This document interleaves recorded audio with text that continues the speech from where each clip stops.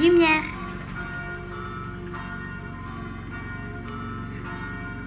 Mise au point.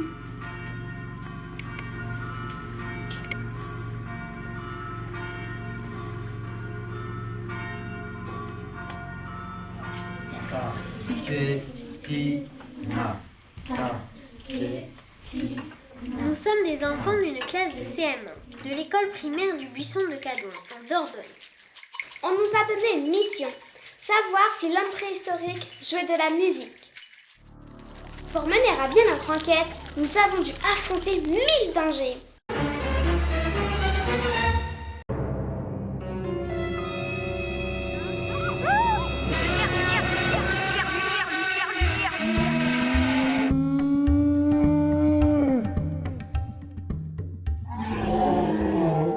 Nous avons étudié la vie des hommes de Cro-Magnon qui habitèrent notre région depuis plus de 30 000 ans. Nous avons été durement formés par Thierry au maniement d'une caméra. Oui, chef, bien chef. C'est flou, la mise au point n'est pas bonne. Mise au point. Non, c'est là la mise au point. Avec Maurice, nous avons été initiés à la musique primitive. Nous étions prêts à commencer notre enquête. À la Saint-Firmin, c'est la foire aux bestiaux. Nous avons profité de l'événement pour poser notre question.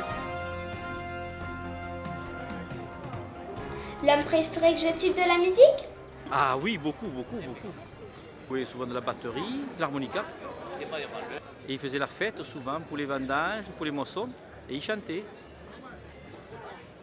À votre avis, est-ce que l'homme préhistorique savait jouer de la musique?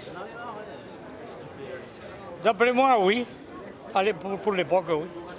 À votre avis, est-ce que l'homme préhistorique savait chanter? Ils émettaient des sons, mais chanter, je ne sais pas. Des arbres. Avec des arbres, ils faisaient des instruments peut-être. C'est possible. Oui, à sa manière. À votre avis, est-ce que l'homme préhistorique savait jouer de la musique? Comment? À votre avis, est-ce que l'homme préhistorique savait jouer de la musique? J'ai pas compris, très bien. À votre avis, est-ce que les hommes préhistoriques... Excusez-moi, j'entends pas, mon petit. À votre avis, est-ce que les hommes préhistoriques jouaient de la musique? Qu'est-ce que tu me donnes, un rosé? Ce que tu voudras, pardon. Certainement qu'ils faisaient de la musique. Ils n'avaient peut-être pas les mêmes appareils que maintenant, mais ils devaient sûrement faire de la musique. Mais tu sais, ils faisaient du feu avec du silex, et ils pouvaient faire de la musique avec des bâtons ou avec des tôles. Certainement qu'ils savaient chanter, oui. Ils n'avaient pas de micro maintenant, mais quand ils étaient ensemble, sûrement qu'ils devaient chanter, oui. Avec quels instruments? Je sais pas, un truc pour souffler dedans, je pense. À votre avis, est-ce qu'ils savaient chanter? Peut-être pas chanter, crier sûrement, mais chanter, je pense pas. Je croyais que tu allais me poser des questions sur les vaches.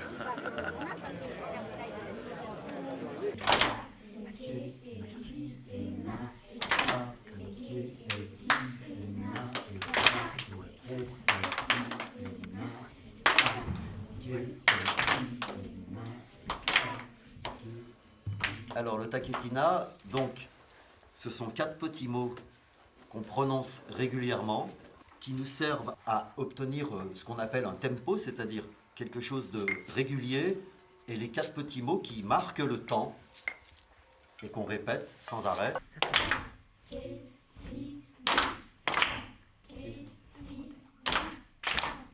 Et grâce à ces 4 petits mots, on peut mettre en place, on peut mettre d'une manière très précise des sons à des endroits très précis du temps qui passe, et ce qui nous permet de jouer ensemble.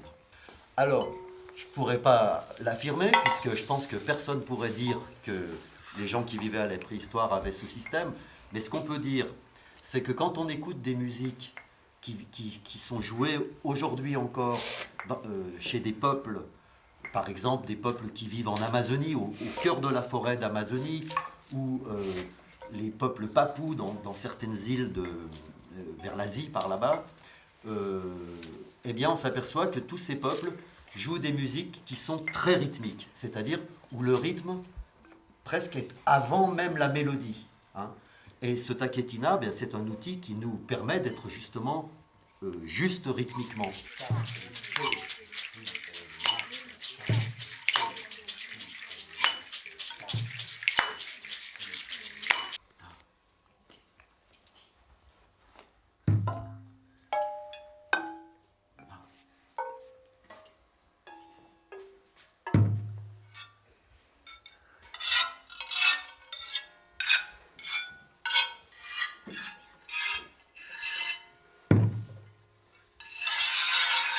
Lentement au début.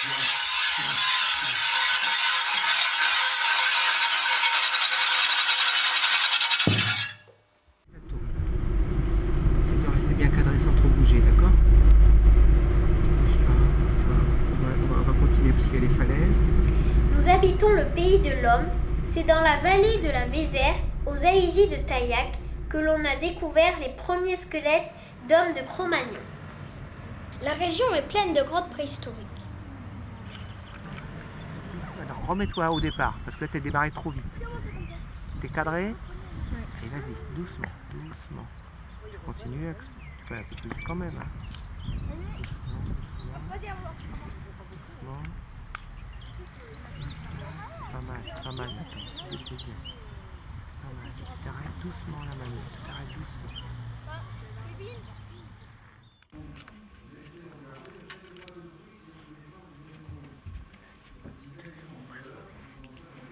Oh, ça va. Moi, ça serait le monsieur là-bas. Le monsieur avec la lance. Mais ouais, mais tu le vois pas, il est dos. Mais Ah oui, on mais- voit la partie du visage et on voit la lance. Donc, et comme ça, on pourrait, à peu près ici, on pourrait voir qu'il lance. Quand si on tourne comme ça, mais il faudrait après baisser un peu. Ouais, ça va être ça le problème. On peut partir comme ça, laisser comme ça, on peut baisser, on peut voir la dame, on peut faire le tour. Ouais, vaut mieux se servir du zone, mais en même temps, mais ça va être assez compliqué. Essayez encore. Eh bien, jouez chacun quelques notes et vous la passez à votre voisin. Je voudrais bien que tout le monde puisse l'essayer. Encore.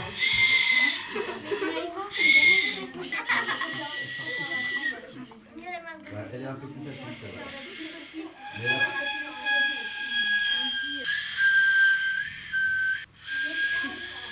Allez, passe à ton voisin. On y reviendra. Hein, là, bon, tout le monde a pu faire un petit essai.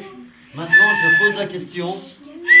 Qui est-ce qui comme ça, avec juste ce petit essai, c'est un peu rapide, je suis bien d'accord, mais qui est-ce qui aime bien jouer de la flûte?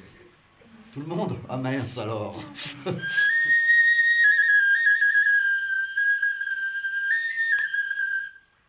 Cette petite flûte, c'est une petite flûte en os qu'on a retrouvée à Serjac, dans le village de Serjac, dans l'abri sous roche de Castelmerle. Alors cette flûte-là que vous avez devant les yeux, c'est bien sûr pas la flûte originale parce qu'elle est tellement précieuse qu'on ne nous l'aurait pas prêtée comme ça. Hein. Elle est dans un musée, je crois que elle est dans un musée à Londres. Il y a un monsieur qui s'appelle Serge Maury, qui est spécialiste de la préhistoire et qui a, avec les outils de l'époque, c'est-à-dire des silex taillés, qui a refabriqué cette flûte. À l'origine, elle n'a pas cette partie-là qui est en bambou. On a simplement l'os qui est là. Hein. Pour qu'elle soit plus facile à jouer, on a mis au point avec un ami qui fabrique des flûtes, un petit système de manière à ce que les enfants puissent facilement jouer cette flûte. Et c'est cette flûte-là qui, elle, on pense qu'elle a à peu près 40 000 ans. Donc une flûte, on ne peut pas rêver plus ancien que cette flûte. Moi, ça sent le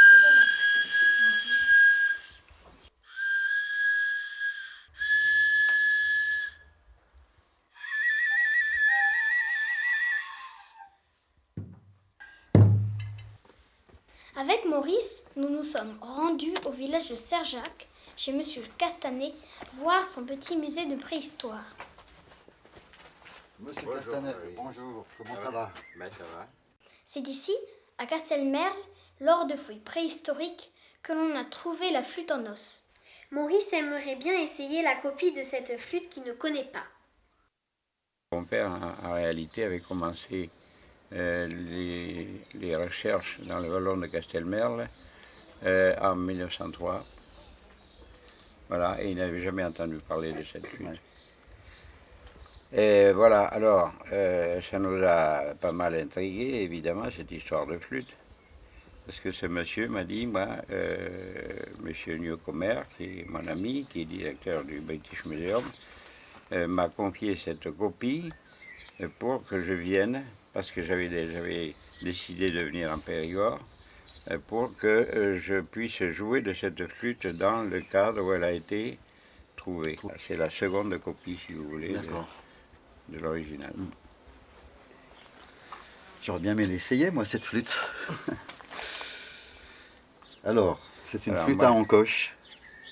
Hein, comme on a des flûtes en Amérique du Sud qu'on appelle les quena. Alors, le problème, c'est que moi, la flûte à encoche, donc elle a bien les deux trous à l'arrière. Je vais essayer quand même.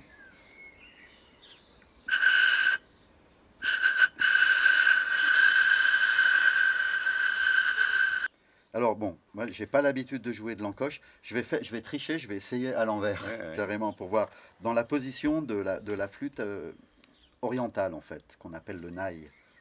Je vais essayer comme ça.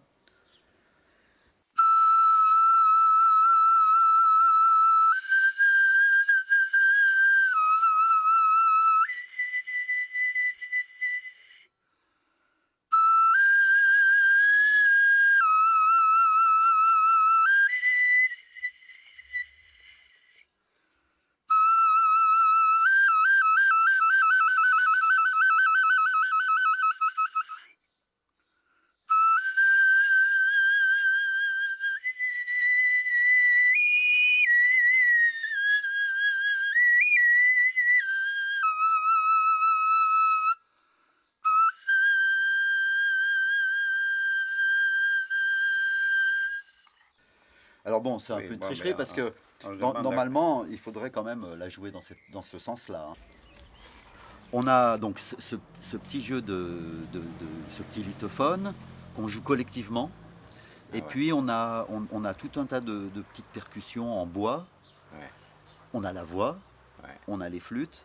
Donc en ce moment, on est en train de mettre au point une musique, des musiques, des idées, des imaginations de musique. Et puis on espère bien ces musiques aller les jouer dans une grotte.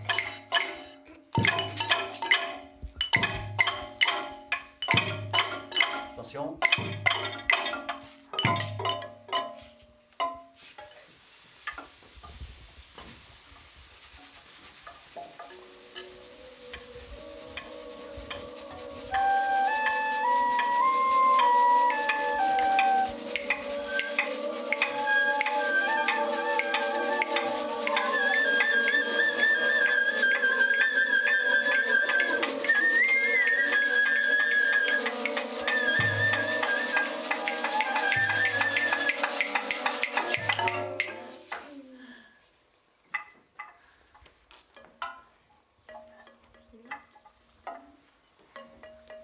Pas mal.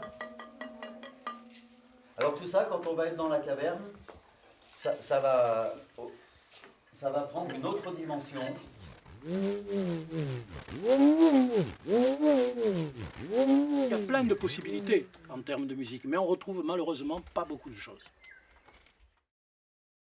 On a retrouvé, par contre, des flûtes qui sont en os. Parce que dans des endroits où, comme je viens de le dire, les sols n'étaient pas acides, ça s'est fossilisé et on les a retrouvés. Voilà. Donc, retrouvant des tubes, comme ça, les os là, avec des trous dedans les uns à côté des autres, bien coupés, bien droits, ben, on a dit c'est peut-être bien des instruments de musique. Et qu'est-ce qu'on a fait? Qu'est-ce qu'on a fait? Eh bien, on a essayé de jouer avec. On a demandé à des musiciens de jouer avec, et puis eh bien, ils ont remarqué que ça jouait de la musique. C'était possible de faire de la musique avec. Donc on a dit, eh bien, vraisemblablement, déjà depuis plus de 30 000 ans, les hommes faisaient de la musique. Les hommes préhistoriques faisaient de la musique, au moins depuis 30 000 ans. Ça ne veut pas dire qu'avant, ils n'en ont pas fait, mais on n'a pas de traces, disons, assez précises du fait qu'ils aient pratiqué de la musique, avant 30 000 ans, ou 35 000 ans. Toutes les populations d'hommes préhistoriques qui jouaient de la musique avec des flûtes, ou qui jouaient qui faisaient tourner les rhombes, ou qui faisaient de la percussion, vraisemblablement, ils devaient aussi chanter. Et même, j'irai plus loin, alors je ne sais pas si c'est la question, mais j'irai un peu plus loin, je pense qu'ils devaient danser aussi.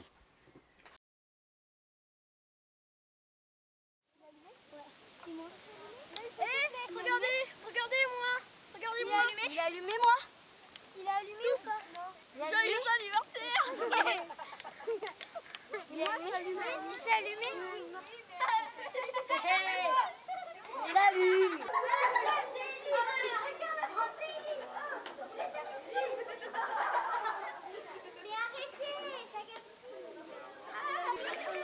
Eh oh, on va commencer parce que là... Elle a allumé la mienne.